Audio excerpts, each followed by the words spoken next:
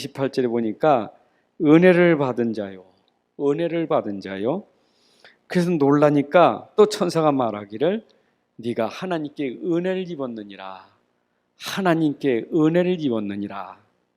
그 은혜가 어떤 은혜냐? 바로 네가 잉태하여 아들을 낳을 것이다. 마리아에게 임한 은혜는 보라, 네게 잉태하여 아들을 낳을 것이다. 그 이름을 예수라라. 이게 마리아가 하나님께로부터 은혜를 입었는데 바로 아들 예수가 잉태된 거예요. 예수는 그리스도지요. 벌써 구약 시대부터 예언되었던 그리스도가 오늘 마리아에게 잉태된 거예요. 이건 하나님의 진짜 은혜예요. 여러분 속에 그리스도가 임한 것이 하나님의 은혜예요. 여러분들이 하나님의 은혜를 받은 자예요. 오늘 은혜 받은 자예요. 이미 은혜를 받은 자예요. 마리아가 은혜 받았어요. 은혜 받은 자예요.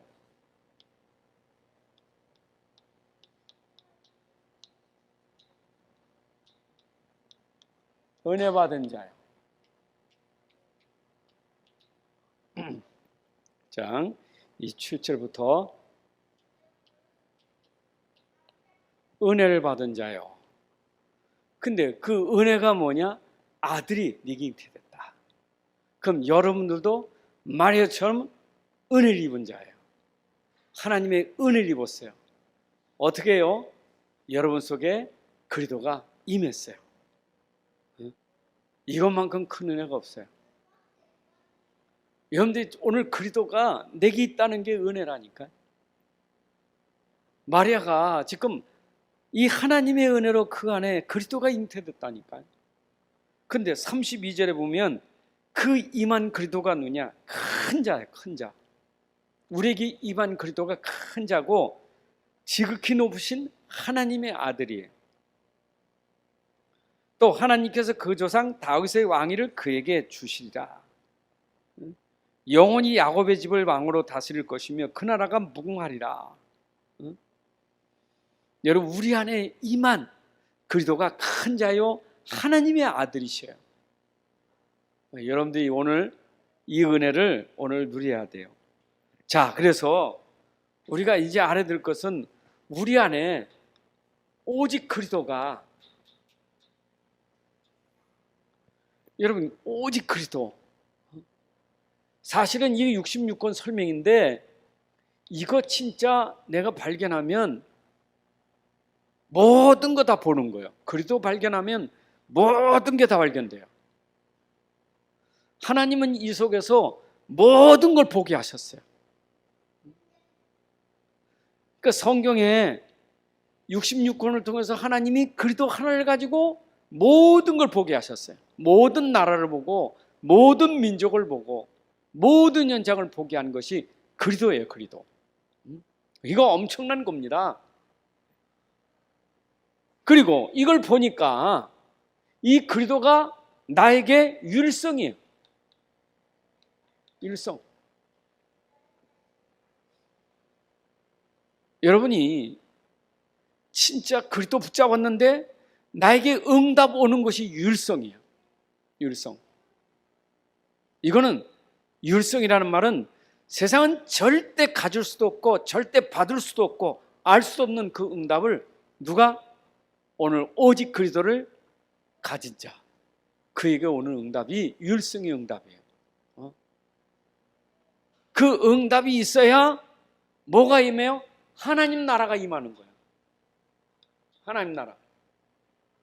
여러분 진짜 오직 그리스도 내게 율성의 응답은 뭐냐? 하나님 나라예요.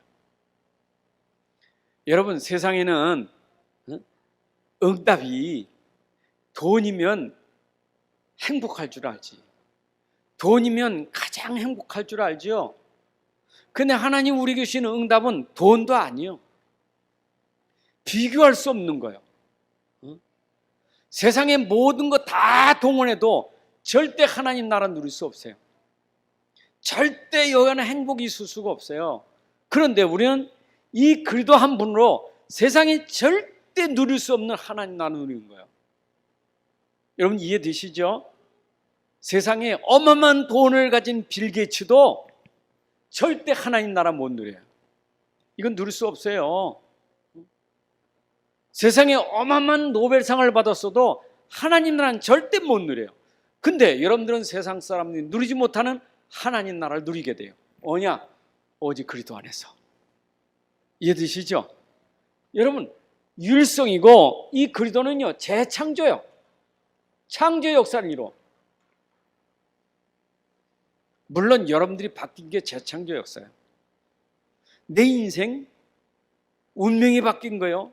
여러분 인생이 뒤집어 개혁됐어요. 이게 재창조예요. 이전 것은 지나갔으니 보라 새 것이 되었도다. 이게 재창조예요.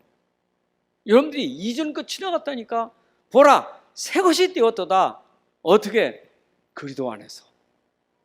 우리가 그리스도 안에서 너희는 새 것이 되었도다. 재창조예요.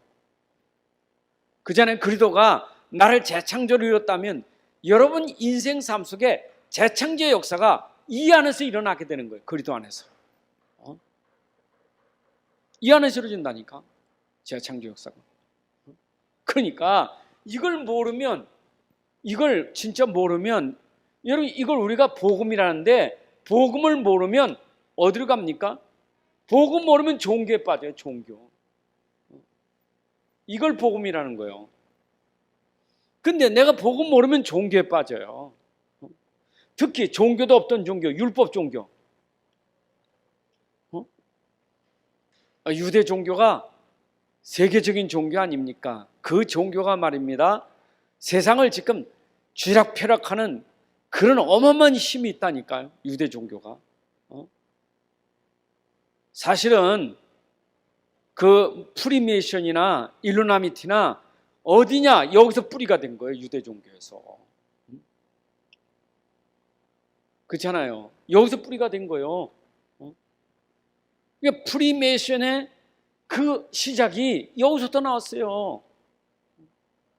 이거 어마어마한 거예요. 율법 종교가. 근데 보세요.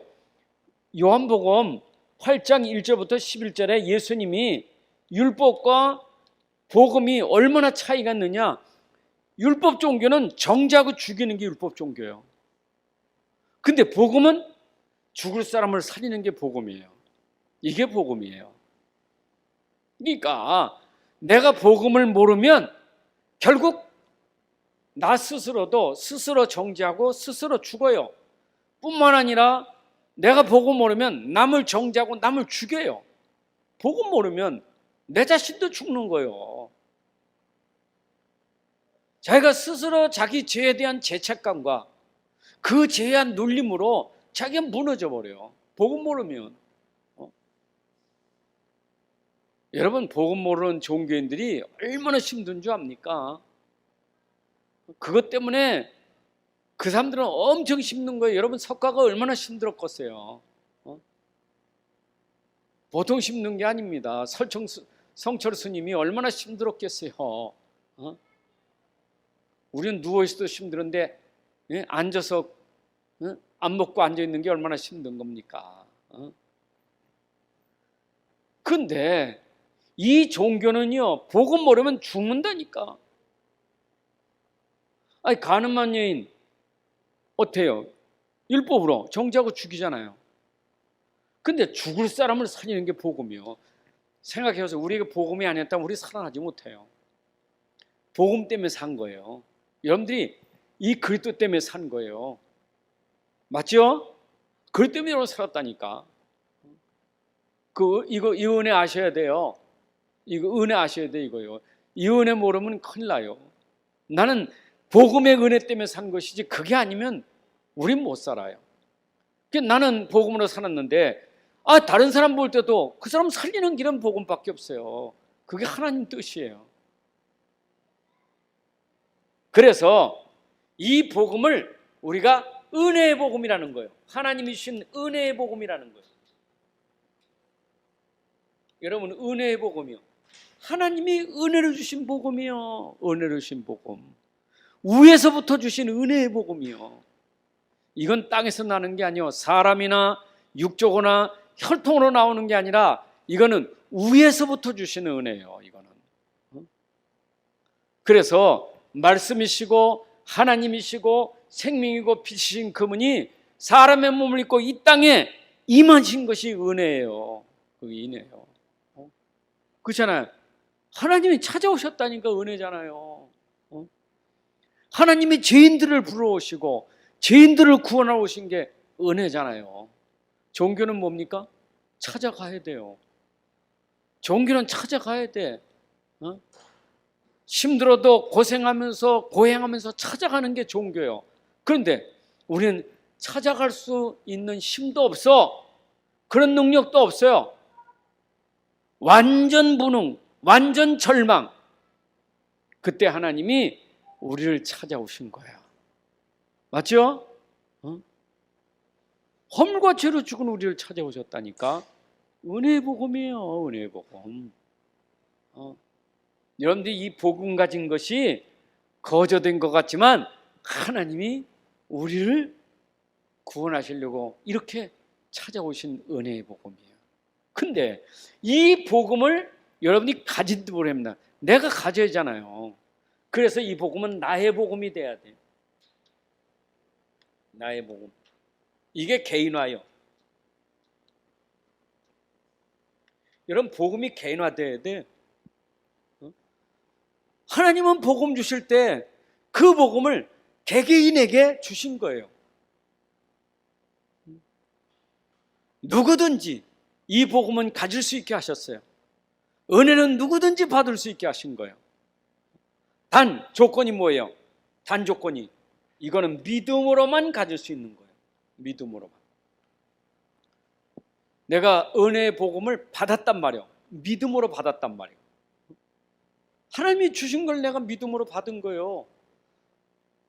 아니, 선물 줄 때 미안함 죄송한데 어떻게 선물을 받아요? 그게 아니라 선물 줄 때 그게 감사합니다 하고 받는 게 선물이에요. 그렇잖아요. 제가 뭐 한 것도 없는데 제가 어떻게 받습니까? 그래서 선물이에요. 그래서 선물이에요. 그래서 은혜예요. 그래서 은혜. 우리가 종종 교회 왜 못 옵니까? 죄가 많아서 못 옵니다. 그 사람이 바로 은혜 받을 사람이요. 내가 죄가 많아서 나는 죄가 많아서 교회 갈 수 없다고. 그 사람이 바로 은혜 받을 사람이고 그런 사람을 주님이 찾으시는 거예요. 그럼 우리가 교회에서 또 그런 사람 볼 때 어떻게 봐야 되겠어요? 저 인간 저런 사람이 어떻게 여기 오냐고. 여러분 그 사람이 와야 돼요. 그래서 이 자리에는 은혜 받을 사람이 있는 거예요. 누구요? 버려진 자. 그잖아요. 참 세상에서 다 버림받고 멸시받고 그런 약하고 연약한 자들을 하나님 부르셨기 때문에 당연히 교회는 그런 사람이 모여야 되는 거예요. 그게 하나님의 계획이에요. 교회는 똑똑한 사람들이 모이는 데가 아니에요. 똑똑한 사람도 있어야 되지만 그 똑똑한 게 구원받는 게 아니에요. 정말 하나님의 은혜를 받을 사람, 겸손한 사람들. 자, 그래서 이 은혜를 줄 때 하나님이 이걸 구별해 주신 거예요. 구별해서. 여러분들이 복음 받을 때 그냥 주신 것 같지만 하나님이 구별하셨어요. 어떻게 구별하셨습니까? 이걸 보면 안 돼요. 애굽의 이스라엘 백성들은 애굽의 이스라엘은요. 이거는 이스라엘은 하나님의 선민이요 택한 백성이요. 하나님의 택한 백성이요 택한 자예요 이게. 하나님이 우리에게 은혜 줄 때는 하나님의 택한 자에게 은혜 주신 거예요. 하나님 택한 백성이요. 이스라엘에게 은혜를 주셨다고. 나와 여러분들이 이 은혜를 받게 된 것이 벌써 하나님은 나를 영세전에 창세전에 나를 선택하신 거예요. 그죠? 그게 에베소 1장 4절 아닙니까? 창세전에 하나님 우리를 택하사 여러분들이 하나님의 택함 받아서 오늘도 이런 은혜를 받았다, 내가 복음 받았다, 이거에 대한 감사와 감격이 있어야 돼요. 맞죠? 우리 수준으로 된 게 아니라 하나님이 우리 수준과 상관없어. 하나님이 우리를 택하신 거예요. 수준 보고 된 게 아니에요. 수준 보고.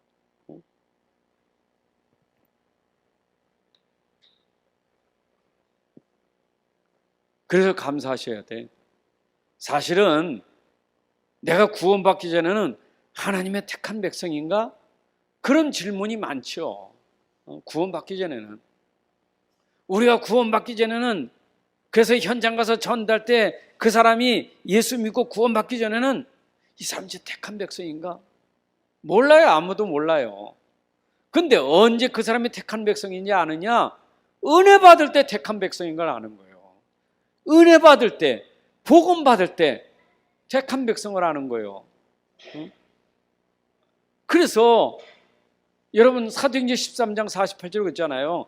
영생을 주시기로 작정된 자는 믿더라. 하나님이 은혜로 택한 받은 사람들은 믿어요. 믿어.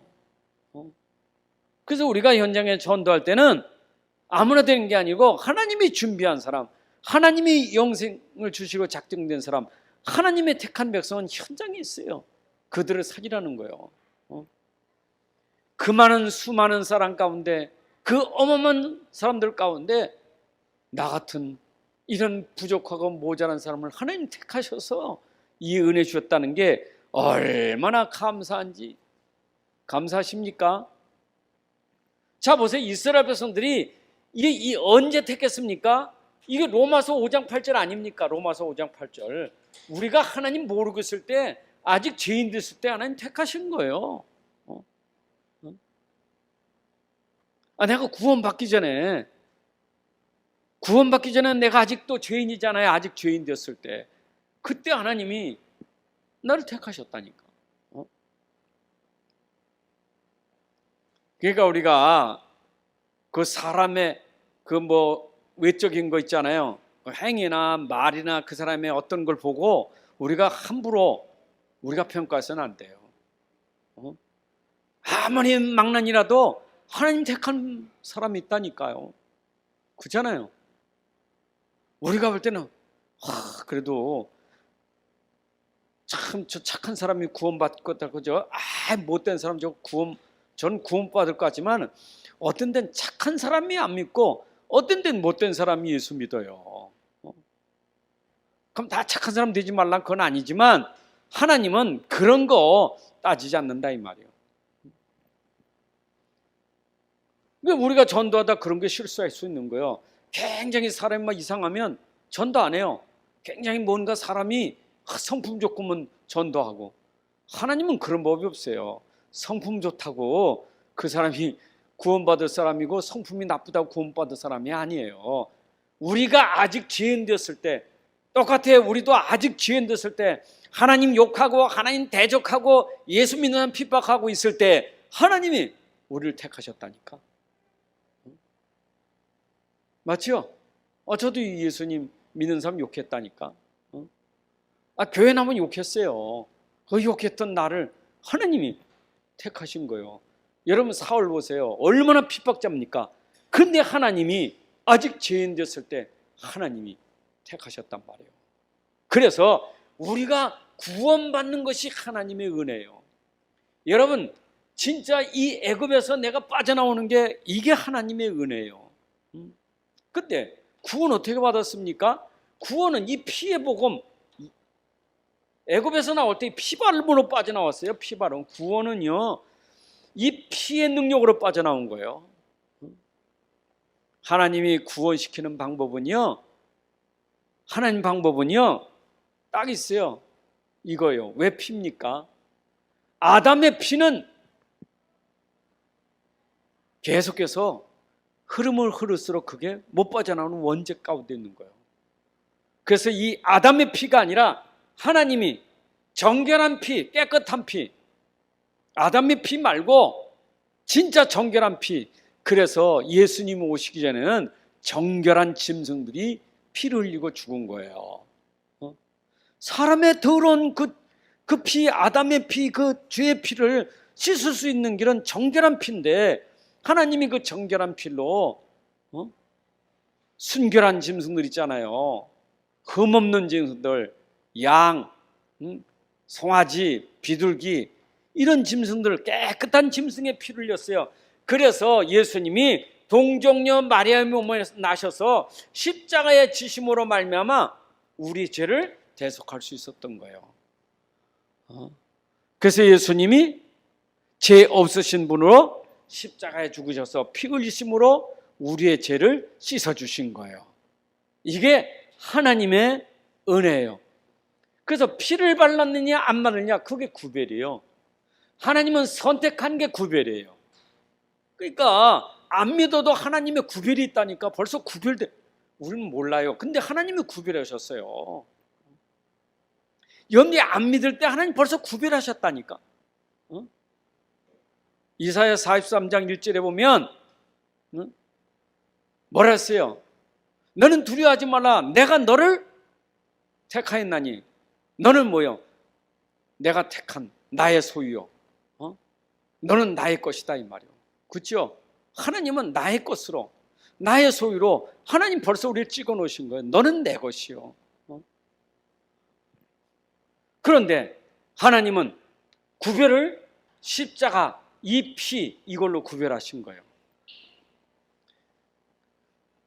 그러니까 애굽 땅에 재앙이 내릴 때 하나님이 구별된 집을 보신 거예요. 피 바른 집과 피 바르지 않은 집. 피 바른 집은 구원받게 하고 피 안 바른 집은 멸망당했어요. 그러니까 우리의 수준이 아니라 하나님의 기준은 십자가예요. 십자가. 이게 구원이에요. 여러분도 십자가 이 비밀 때문에 우리가 오늘 구원받고 하나님 자녀가 되고 이 은혜 속에 있음을 감사하셔야 돼요. 우리의 수준 아닙니다. 십자가입니다. 그래서 우리는 자랑할 게 이것밖에 없어요. 내 자랑하면 안 돼. 십자가 자랑해야지. 그래서 갈라디아 6장 14절에도 바울이 있거든요. 나는 자랑할 것이 십자가 외에는 자랑할 게 없다. 십자가만 자랑하는 거예요. 여러분 어디 가든 뭐 우리가 자랑할 게 뭐 있습니까? 그 자랑이 우리가 구원됩니까? 그 자랑이 하나님께 영광 돌릴 수 있습니까? 아니요. 하나님은 십자가만 자랑해. 십자가 자랑하는 것이 바로 하나님께 영광 돌리는 거예요. 구원된 것을 이렇게 구별하셔서 우리를 구원하셨다는 거예요. 자, 그런데 우리는 이 엄청난 은혜를 받아 이제 구원받고 구원받았다는 게 은혜 아닙니까? 여러분 구별돼서 은혜 받은 게 구원이요. 은혜 받았어. 근데 하나님이 구원받은 우리에게 은혜 위에 은혜를 더해 주시는 거예요. 참 이게 감사해요. 내가 구원받았으면 끝. 내가 구원의 은혜 받았으면 끝. 그랬으면 좋은데 구원받은 우리에게 또 은혜 위에 은혜를 더해 주시더라 이 말이요. 구원의 은혜 감사죠. 이건 구원의 은혜 감사죠. 그런데 하나님은 구원의 은혜에 또 은혜를 더해 주시더라 이 말이요. 그 은혜가 뭡니까? 그 은혜가 예배예요. 예배. 여러분 그래서 하나님은 예배 속에 모든 사람과 구별한 게 예배로 구별한 거예요. 하나님 백성은 예배예요. 그러니까 예배가 있느냐 없느냐 이게 구별되는 거예요. 하나님 백성은 예배는 백성이요. 창세기 1장 27절은 하나님 인간 만드실 때 인간은 하나님께 예배하는 존재로 하나님 형상대로 지으신 거예요. 하나님 형상대로 예배하는 존재로 만들었다고요. 아무리 뭐 동물들이 똑똑하고 아무리 머리 좋고 뭐 총명해도요 예배 드릴 수 없어요. 원숭이가 아무리 똑똑해도 예배 드리는 것은 오직 사람밖에 없어요. 근데 하나님이 구별한 사람, 예배 드리는 사람. 그래서 구원의 은혜를 받은 사람이 예배를 통해서 또 은혜가 그래서 이것은 지금도 예배 속에 하나님이 은혜를 더해 주시는 거예요. 여러분들이 은혜 위에 은혜가 예배 속에서 계속 더해 주시는 거예요. 그래서 은혜가 풍성하신 하나님. 응? 여러분들에게 은혜가 풍성하죠? 참, 우리가 하나님 앞에 예배드릴 때마다 하나님은 또 은혜 주시고 또 은혜 주시고 은혜 주니까 우리가 은혜가 풍성하더라. 은혜가 풍성한 하나님은 믿는 자 한 사람 한 사람 찬송가 있잖아요. 은혜가 풍성하신 하나님은 믿는 자 한 사람 한 사람 위에 하나님이 계속 풍성한 은혜 주시는 거예요. 은혜 받아야 살아요. 우리는 은혜를 받은 자요. 무엇이 은혜 받았습니까? 그 안에 그리스도가 있으니까 은혜 받은 자예요. 그리스도가 있으니까 은혜 받은 자예요. 이 그리스도가 들어간 게 은혜 받은 거예요. 은혜를 받은 자요. 네 안에 잉태된 아들 예수, 그는 지극히 큰 자라. 내가 예수가 있어서 참 은혜 받았다. 내가 예수를 믿어 은혜 받았는데 예수 믿는 나에게 또 하나님이 예수로 은혜를 주시니까 내 안에 그리스도가 각인 뿌리 체질되는 은혜가 점점 더해지는 거예요. 맞죠? 은혜 위의 은혜는 은혜가 풍성하다. 그 은혜는 그리스도인데 내가 그리스도가 풍성해진단 말이에요. 내 안에 그리스도가 각인 뿌리 체질된다 이 말이에요. 그렇잖아요. 여러분 그리스도 한 분으로 구원받았고 이 그리스도 한 분은 내가 오직인데 그러니까 예배 시간 말씀 들을 때마다 이 그리스도가 나에게 풍성해지는 거예요. 그게 그리스도가 내게 각인 뿌리 체질되는 거예요. 야, 이게 축복이요. 앞에서 얘기했어요. 앞에서. 여러분 이게 전부예요. 전부. 이게 뿌리 체질이 안 되니까 힘든 거지. 이게 은혜가 안 되니까 힘든 거지. 오직 해놓고도 어마어마한 은혜 받아놓고도 은혜로 모르는 거예요. 은혜로 하면 율성이 될 건데 그게 재창조가 될 건데 그게 안 되니까 힘든 거예요. 그래서 하나님은 예배를 통해서 계속 여러분들에게 이 비밀을 구약에 제사를 왜 계속 드립니까? 이스라엘 백성들이 피 바르고 빠져나왔으면 피제사 끝나야 되지. 강에서 계속 피제사 드리는 거야. 어마어마한 피를 계속 흘리는 거예요. 예수님 오실 때까지. 십자가에 죽기까지. 왜 그래요? 그 피가 그 속에 들어가 각인 뿌리 채들라고. 이스라엘의 자랑은 딴 거 없어요. 피자랑밖에 없는 거예요. 피자랑. 이스라엘 자랑은 피밖에 없어요. 유대인은 이 피를 뿌리면서도 피를 모르잖아요. 의미를. 근데 이 피의 비밀을 아는 사람들이 렘넌트 7명이에요. 그 비밀을 아는 사람들이 히브리서 11장에 나오는 사람들이에요. 오직 믿음. 그 믿음이 뭡니까? 진짜 이거예요. 이거. 우리 찬송가 보면요, 예수의 피밖에 없네. 그 찬송가 있잖아요. 나를 구원하시는 예수 피밖에 없네. 계속 예수의 피요. 예수 피. 여러분 사단이 무너지는 것은 피밖에 없어요. 계속 예수 피 부르면요 사단이 꺾어져 버리는 거예요. 그래서 예전에 귀신 들린 자 앞에서 우리 보혈의 찬송 많이 부르잖아요. 왜? 제일 싫어하는 게 바로 피거든요. 예수의 보혈. 십자가 예수의 보혈. 그거 제일 싫어하는 거예요. 이게요. 막 난리쳐요. 막 머리 흔들고 난리친다니까. 여러분 예배 속에 오늘도 피의 비밀 누리셔야 돼. 십자가의 비밀, 그리스도의 비밀을 누리셔야 돼. 제가 서두에 말한 것처럼 우리는 오직으로 이게 모든 게 구별되는 거예요. 오직은 다 끝난 거예요. 그러니까 지금도 막 복음하지만 복음하고도 오직 하는 사람, 오직 복음은 달라요. 오직 복음은 계속 은혜 받아야 오직 되지 은혜 못 받으면 안 돼요. 각인 뿌리 채야 된다니까. 그래서 여러분들은 뭐라 해요? 은혜 받은 자들이 뭐냐? 그게 바로 우리의 모임은 뭐냐? 은혜 받은 자들의 모임인데 이게 교회예요. 여러분 교회는요 은혜 받은 자들이 모인대요. 교회를 세상에서 교회를 우습게 생각하지만 여러분, 여기는 하나님의 모든 것이 다, 하나님의 관심, 하나님의 집중, 하나님의 모든 것이 다 담겨진 데 어디냐? 교회예요, 교회. 그러니까 누가 교회를 건드려? 여러분, 교회는 함부로 건드려.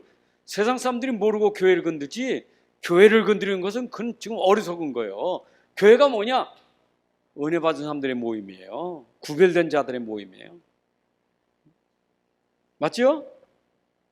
교회 그냥 교회란 뭐냐? 세상에서 하나님이 선택하여 불러냄을 받은 사람들이 모인 데가 교회예요. 그렇죠? 그래서 이곳은 성도들의 모임이에요, 성도의 모임이요. 불신자 모임이 아니에요. 거룩한 백성들의 모임이지. 맞죠?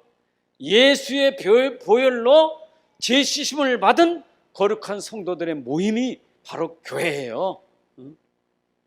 우리 성도라는 것을 우리가 그렇게 과소평가하면 안 돼요. 그렇죠? 이 성도의 축복이 얼마나 큰 줄 알아요? 앞에 성자가 붙은 게 굉장히 거룩할 성자예요. 거룩한 무리들이에요. 왜 우리가 거룩합니까? 내 안에 그리스도 때문에 거룩해지는 거지, 그리스도 없으면 거룩하지 않아요. 어떻게 내가 거룩하고 어떻게 의롭게 될 수 있어요? 그리스도를 통해서 되어지는 거지. 그러니까 이 교회는 세상 사람들이 볼 때 교회가 왜 저래, 뭐 이상한 사람 모였으니까, 그게 바로 이걸 몰라서 그런 거예요. 이걸 몰라서. 세상은 아무리 착하게 살고 종교적으로 율법적으로 굉장히 바르게 철저하게 살아도 복음 없으면 더러운 사람이요, 거룩한 사람 아니에요. 여러분, 율법이 다 지켜야 거룩한데 다 지켜요? 다 지킬 수 없지. 누가 거룩해 줄 수 있겠어요? 근데 여러분도 거룩하대.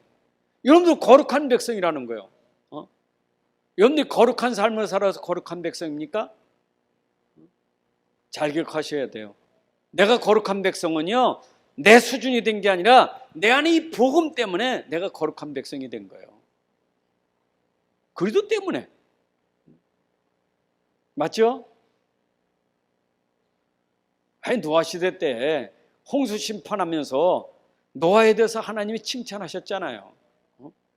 그 당시 막 얼마나 사람들이 타락해가지고 다 심판받는데, 노아는 완전한 자라, 하나님과 동행하는 자라.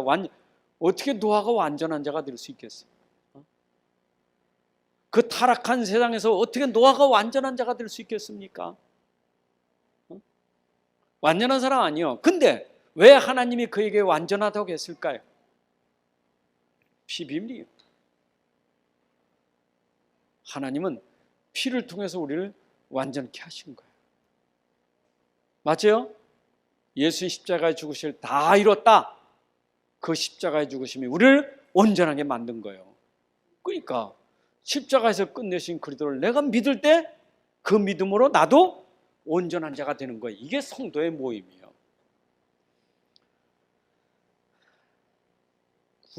여러분들 구별된 사람들이요, 구별된 백성이고. 아멘. 맞죠? 교회는 절대 사람이 통치하는 데가 아니에요. 교회는 주인이 그리스도시에요. 그래서 교회는 누가 하셔요? 그리스도께서 통치하는 거예요. 그리스도는 뭐요? 몸이시고 머리시다. 교회의 몸이 그리스도예요. 머리가 그리스도예요. 그렇죠? 몸이시면서 그는 머리셔요. 그러니까 모든 지체에 몸통이 있는데 그 몸통을 움직이는 머리가 누구냐? 그리스도예요. 그래서 교회의 머리는 누구시냐? 그리스도시라니까. 절대로 교회에서는 사람이 여기서 좌지우지하는 게 아니에요. 목사도 머리 대신 그리스도의 심부름하는 종이지 목사가 교회 주인 아니에요. 목사가 교회에서 주인 역할을 하면 안 돼요. 교회는 주인이 그리스도예요. 모든 성도들이 아셔야 돼. 절대 교회에서는 사람이 통치하는 게 아니라 그리스도가 통치하셔야 돼. 여러분 마음속에 계신 그리스도가 여러분 인생을 통치하는 것처럼 교회도 그리스도가 통치하고 있는 거예요. 고린도 교회가 왜 무너졌느냐? 이걸 놓친 거예요. 이런 모임이라는 걸 모르고 이걸 놓친 거예요. 고린도 교회가. 어마어마한 하나님의 은혜를 받은 사람들인데 그 은혜를 놓치니까 교회 모인 사람들을 모른 거예요. 모르니까 교회 모인 사람들이 서로 싸우고 시기하고 질투하고 말이에요. 세상에. 지금 같이 있는 그 사람들이 누군 줄 모른단 말이에요. 그게 싸움 대상이 아니요. 자꾸 수준을 말입니다. 자꾸 종교 수준으로 봐서 율법 수준. 못 빠져나왔어 이거 유대 종교의 사상에서. 이게 못 빠져나오니까 이 수준 가지고 네가 맞네 내가 맞네 서로 싸우는 거예요. 여러분 우리는 종교 율법을 초월하는 복음이 있기 때문에 그것 때문에 우리는 거룩한 성도가 됐고 그분이 우리 교회의 머리가 되는 거예요. 이거를 꼭 우리가 기억해야 될 줄로 믿습니다. 그래서 여러분들이 이제 제일 중요한 것은 항상 강단의 흐름을 잘 타고 와야 돼요.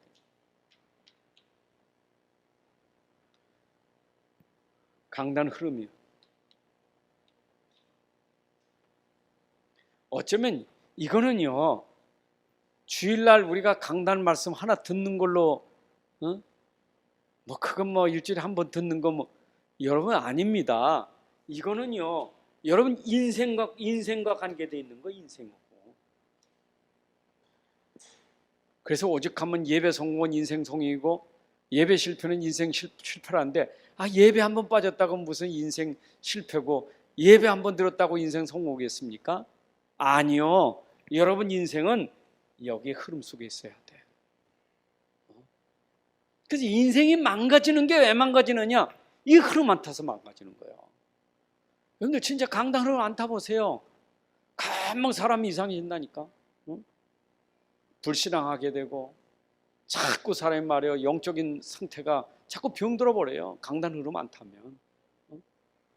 하나님은 교회를 얼마나 귀중히 여기시는지 거기에 우리를 모아주시고 그리스도가 거기서 우리를 통치하시면서 강단에 주의 종을 통해서 심부름하게 하시는데 그 인생들을 살게 합니다.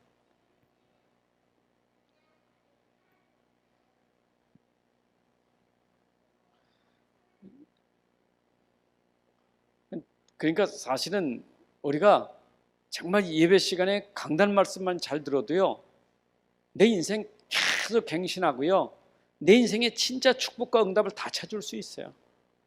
그걸 놓치니까 아마 무너져. 인생은요 꼭 60만 말하는 게 아니에요. 인생이라는 것은 여러분 영혼도 있고 육신도 있어요.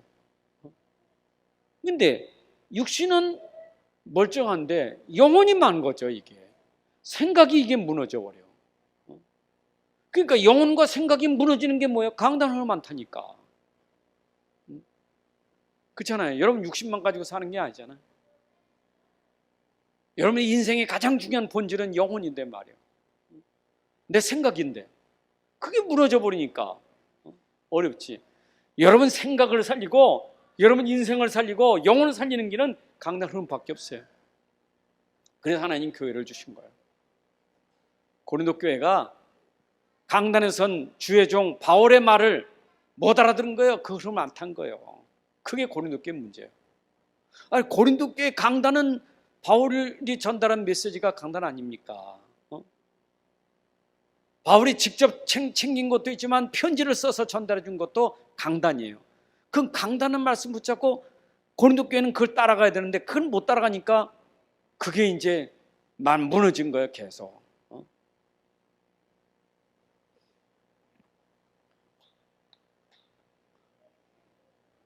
꼭 승리하시기 바랍니다. 우리는 은혜 받은 증인이에요. 증인이에요. 이 은혜는 내가 누려야 되고 내가 누리는 은혜가 현장에 전달되는 증인 돼야 돼요. 여러분 안디옥 교회는 은혜 받으니까 안디옥 교회를 보는 사람들이 어떻게 봤어요? 하나님의 은혜가 보이도다. 안 듣기에는 하나님의 은혜가 보였다니까. 어? 여러분을 통해서 하나님의 은혜가 보여져야 돼. 은혜가 보여져야 돼. 은혜가 보여져야 돼. 그 은혜가 뭐냐? 바로 이 그리스도가 보여져야 돼요. 이 복음이 보여져야 돼. 은혜의 복음이 나를 통해서 복음이 보여지고 그리스도가 보여져야 돼. 그 증인이요, 그 증인. 어딜 가든지 하나님의 은혜가 여러분들에게 보여져야 돼요. 얼만큼? 그래서 우리 237 현장 이곳에 우리는 하나님의 은혜가 전달되게 해야 돼요. 맞죠? 그래서 237 현장 그럴 때 그 현장이 곧 나가 바로 237 현장이에요. 나 없는 237 현장 없어요. 237 현장에 하나님의 은혜가 전달되기 위해서 나라는 사람이 은혜가 되어야 237과 연결되는 거예요. 나는 어디와 연결되어야 되느냐? 237과 연결되어야 돼. 맞죠? 이게 하나님 뜻이요. 근데 우리는 나 넘어는 안 봐. 나 넘어서 그게 뭐예요? 불신자들이잖아요. 그게 사단의 전략이지. 나 넘어는 없어. 나면 나 이기주기 개인주의 막 이게 꽉 찼다니까. 근데 우리는 증인이요. 나를 통해서 237 현장, 나를 통해서 나를 만나는 사람, 나를 통해서 우리 가족, 나를 통해서 우리 직장, 나를 통해서 모든 사람에게 오늘 전달되는 연결이 돼야 돼요. 그게 안 맞으면 안 돼요. 맞죠? 증인 돼야 돼. 그게 사실 우리 전도자의 삶이에요. 근데 증인이 되어라가 아니라 증인이 되리라 그랬어요. 증인이 되리라 그랬지 증인이 되어라 그러지 않았어요. 그럼 내가 증인이 되리라 했으니까 내가 뭐 해야 돼요? 앞에 것도 내가 누려야지. 진짜 오직에 이 어마어마한 비밀을 내가 가진 사람 아닙니까? 피의 비밀, 십자가의 비밀. 이 속에서 내가 은혜를 통해서 계속 복음이 각인뿌리 체질되고 막 이런 게 되어지니까 교회 속에서 이런 부분들이 또 계속 나에게 공급되어지니까 그러니까 현장 가니까 현장 속에서 내게 있는 은혜의 복음이 그들에게 전달되는 거예요. 전달되는 거예요. 그게 하는 뜻이요. 현장하고 나하고 맞아야 돼요. 나하고 현장과 안 맞으면 그거는 여러분들이 지금 은혜가 이게 안 된 사람이야. 나하고 현장은 맞아야 돼요. 아니 현장 때문에 내가 있는 거지. 현장 없는 내가 뭐로 존재합니까? 여러분 가정과 내가 맞아야 돼요. 가정과 내가 안 맞는 것은 그거는 굉장히 이기적이에요. 하나님 내가 가정하고 맞아야지. 맞잖아요. 근데 나라는 것으로 아니라 내 안에 복음, 내 안에 은혜의 복음, 내 안에 그리스도가 가정하고 맞아야 된다니까. 그게 바로 증인이에요. 그 현장에 증인 삼으려고 나를 가정에서 불렀고 가문에서 부른 거지.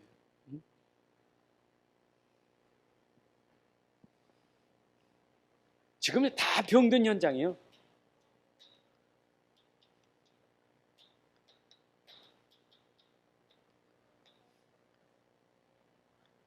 내가 치유하기 전에 치유의 증인이 돼야 돼. 우린 병든 양 가서 치유 사역한다고 막 병든 사람 치유한다고 무슨 치유가 아니라 바로 치유받은 내가 그 현장의 증인 돼야 돼. 맞죠? 병든 현장에 치유받은 증인 돼야 돼요. 남은 치유하면서 내가 치유가 안 되면 그거 안 맞는 거예요. 근데 모든 현장에 치유받는 내가 증인 돼야 돼. 치유의 증인이요. 야, 저 사람 어떻게 저렇게 치유됐는가? 저 사람 어떻게 변화됐는가? 가만히 보니까 하나님의 은혜가 보이는 거예요. 가만히 보니까 복음이 보이는 거예요. 가만히 보니까 그리스도가 보이는 거예요. 그게 치유받은 사람이에요.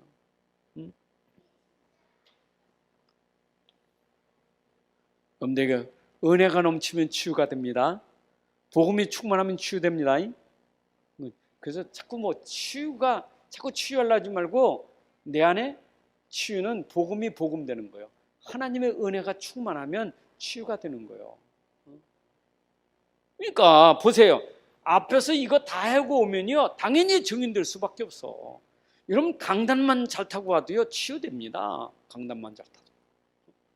이게 흐름 안 타니까 치유가 안 돼서 맨날 강단이 힘들지. 강단하고 맞아야지. 강단 흐름을 타고 와야 그게 행복한 거지. 안 맞아. 오늘 또 교회 가야 되나? 오늘 또 내가 이렇게 또 설교 말씀 듣는 거 힘들고 막 그 사람이 그 치유받을 사람이요. 그럴수록 우리가 강단 흐름 타기 위해서 진짜 기도하면서 정말 말씀 집중하고 들어야 치유되죠. 아멘입니까? 여러분들은 뭐요? 서밋. 오늘 아침에 새벽 기도 초에 서밋 있잖아요. 서밋은 누가 서밋이냐? 서밋이란 말은 세상에도 썹니다. 세상의 왕들이 서밋이에요. 세상의 지도자들이 서밋입니다. 근데 그 지도자들은 이게 없어요. 은혜 밖에 있는 사람이요. 복음 밖에 있는 사람, 그리스도 밖에 있는 사람들이요. 그러면 여러분들은 뭡니까? 복음 안에 있고 은혜 안 있는 사람이기 때문에 여러분들은 세상 살릴 서밋이에요. 다른 거예요. 세상 살릴 서밋이요. 그래서 우리 미래 놓고 렘넌트를 계속 은혜 받게 해야 돼요. 계속 복음 넣어야 돼요. 계속 그리스도가 들어가야 돼요. 그래야 앞으로 미래 시대는 렘넌트가 시대를 살릴 거예요. 그게 우리가 해야 될 과제예요. 맞죠? 미래 시대 반드시 렘넌트 썸이 익혀야 돼요. 저는 지금도 세계 현장을 보고 나라 현장을 보고 막 하나님 앞에, 하나님 우리 렘넌트가 일어나 시대 살리는 지도자가 되게 해주세요. 기도가 나와질 수밖에 없어. 시대 살리는 지도자가 되게 해 주옵소서. 또 이런 세상 종교 율법에 빠져서 정죄하고 죽이는 일만 하는 것이 세상 지도자인데, 우리 지도자는 죽이는 지도자가 아니라 살리는 지도자가 되게 하여 주옵소서. 나라를 살리고 국민을 살리고 현장을 살리는 지도자가 일어나게 하여 주옵소서. 그 기도가 나올 수밖에 없는 거예요. 아멘입니까? 그럼 아이들이 그런 지도가 되려면 아이들이 은혜를 받아야지. 위로부터 오는 은혜를 받아야 자기가 사니까. 그렇죠. 그게 남 문제 아닙니까? 근데 지금 막 세상은 지금 세상 물결이 막 타락 물결이요. 세상 말은 다 무너지는 물결, 흑암 물결이잖아요. 그 속에서 남는 렘넌트가 뭘로? 하나님의 은혜 보고는 남는 렘넌트가 돼야 되는데, 그게 무너지고 있는 것이 왜? 렘넌트에게 복음이 전달되지는 않아서 그래요. 나는 진짜 복음이 들어가서 복음 각인 뿌리 체질되면 렘넌트가 당연히 그 현장 속에 남은 자가 되고 그 현장을 답주고 치유하고 살릴 수 있는 서밋이 되는 거예요. 이게 우리의 기도 제목이에요. 아멘입니까? 진짜 한 사람만 나와도 돼요. 한 사람만 나와도 되지요? 아멘입니까?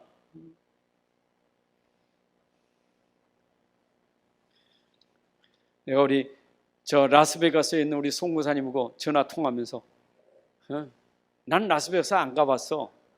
가보지도 않았어요. 근데 일단은 알고 있는 거 있잖아요.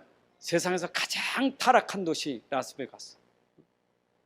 밤이 얼마나 휘황찬란하고 도박의 도시, 음란의 도시, 온갖 타락의 도시가 라스베가스 아닙니까? 권사님, 나는 못 가봤지만 권사님은 그 현장을 보고 있다는 거예요.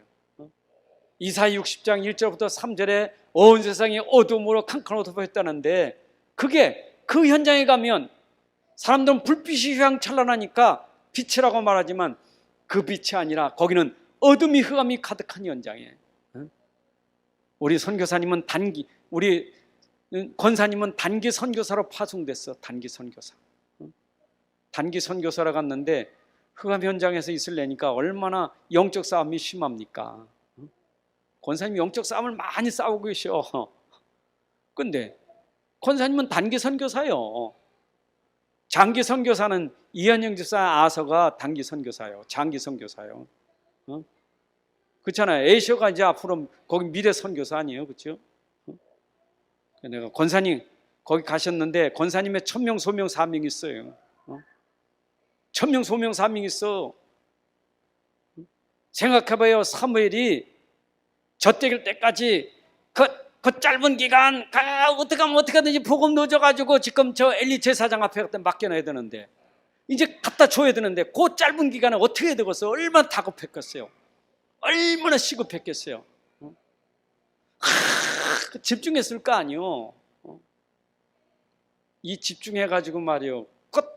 갓도 젖떨어진 아이를 갖다가 목사도 시원천한 목사, 하나님 말씀이 다 이상이 끊어진 그 엘리 제사장, 아들들은 홈잎이 나서 완전히 타락한 그 현장에 거기다가 아들을 맡겨놓고 온 한나. 여러분 보세요. 그런데 그렇게 한나가 짧은 기간 집중했는데 사무엘이 어떻게 됐어요? 역사를 바꿨다니까. 현장을 뒤집었어요. 짧은 기간에 집어넣는데. 하나 더 예를 들까요? 요게벳 봐요. 요게벳 유모 기간이요. 유모. 지금 젖될 동안만 지금 가르쳐야 돼, 모세를. 그리고 이제는 궁궐에 맡기는 거예요. 그럼 그 기간에 뭐 해야 되겠어요? 시급해. 계속 한 거예요, 복음. 어릴 때 넣은 복음이 시대의 지도자가 되는 그런 역사가 일어났어요. 그래서 내가 송권사님, 에이셔가 거기에 잠깐 있지. 급해 지금. 9월달 들어와야 돼. 물론 전화로 할 수 있어. 전화보다 거기서 얼굴 맞대고 지금 하는 시간 너무 급해. 시급해. 다른 거 신경 쓸 거 없어요 이제는. 지금 그게 시급해. 지금 붙잡고 계속 막 기도하고 막 일박해야 돼. 원래 뭐 처음부터 뭐 사무엘이 뭐 처음부터 말씀 없어 그런 게 아니에요. 모세가 막 애기니까 별짓 다 했겠지. 그래도 는 거예요. 그렇잖아요. 뭐 에이셔가 뭐 점잖아 듣겠어요?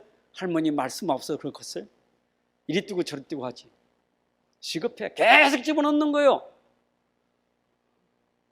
근데요, 그 애가 미국 가서 옆집이 할아버지한테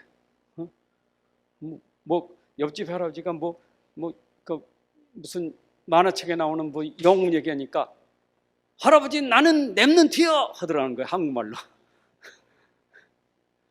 들은 게 있어. 신분고세 7가지를 요거리 집에서 얼만큼 달달했는지 신분고세를 딱딱 외우고 들어갔다니까. 그래서 권사님이 힘이 나가지고 권사님 알겠습니다. 여러분 우리는요 지금 랩런트가 시급해요. 맞죠? 시급하다니까. 4차선 5차선은 막 오는데 지금 우리가 랩런트 정신 못 차리면 안 돼요. 진짜요. 아든지 들었든지 말든지 계속해요. 하여튼 기도 계속하고 하세요. 우리 이혜준이가 지금 광양 갔다가 휴가 왔는데 내가 볼 때는 가서 훈련 받다가 들어오니까 또 자연스럽지. 얼마나 좋겠어. 왔다 갔다 해요. 그래도 걱정할 거 없어. 다 하나님의 시간표에 있어. 뭐 뒤집어진 자빠지든 상관하지만 그거에 말려두면 안 돼. 그냥 계속 그냥 훈련만 시키면 돼. 어느 날 하나님이 하시는 걸 알게 될 거예요. 믿습니까? 중요한 건 오늘이요. 오늘.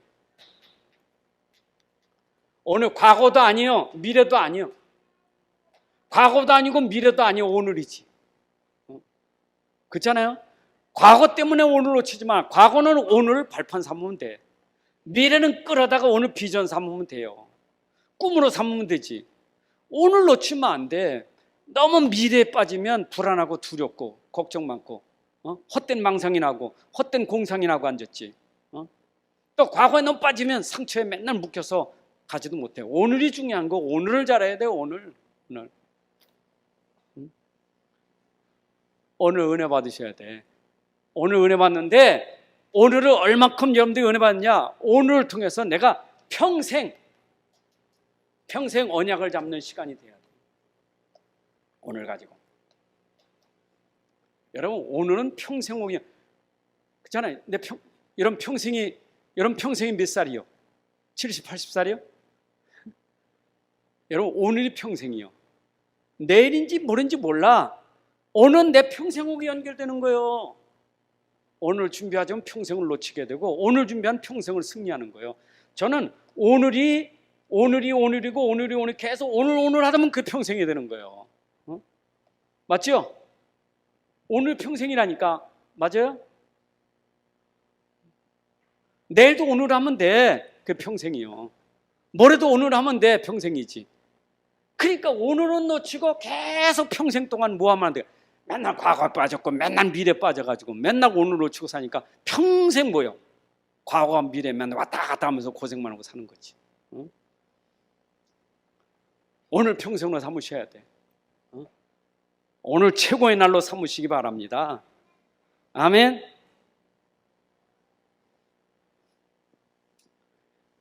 그냥 세 번째 말한다면, 나는 여러분들이 말할 때 오늘 딴 거 하지 마. 그리스도의 증인 되세요. 삶으로 그리스도이죠. 이거밖에 없어요. 나를 통해서 오늘도 그리스도가 증거된다면, 그리스도가 오늘도 전달된다면, 그럼 오늘 우리는 승리할 거예요. 오늘 그리스도의 증인 되시면 돼. 아멘요. 우리 후대 렘넌트 앞에서 그리스도의 증인만 되면 돼요.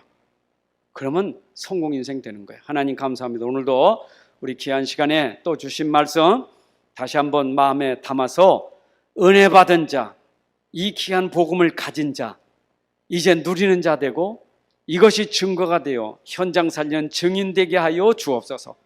우리가 2, 3차 살리는 현장의 증인 되게 하여 주옵소서. 특별히 우리 후대들을 일으켜서 미래 살리는 증인 되게 하여 주옵소서. 오늘을 우리가 은혜 속에 살게 하시고, 오늘을 통해서 하나님 평생 동안 전도자의 삶이 누려지도록 축복하여 주옵소서. 이제는 우리 주 예수 그리스도의 은혜와 아버지 하나님의 크신 사랑과 성령의 인도 역사 충만하심이 오늘 함께 예배하는 주의 자녀들 머리 위에, 가정 위에, 산업 속의 후대 위에 이제로부터 영원까지 함께할지어다. 아멘.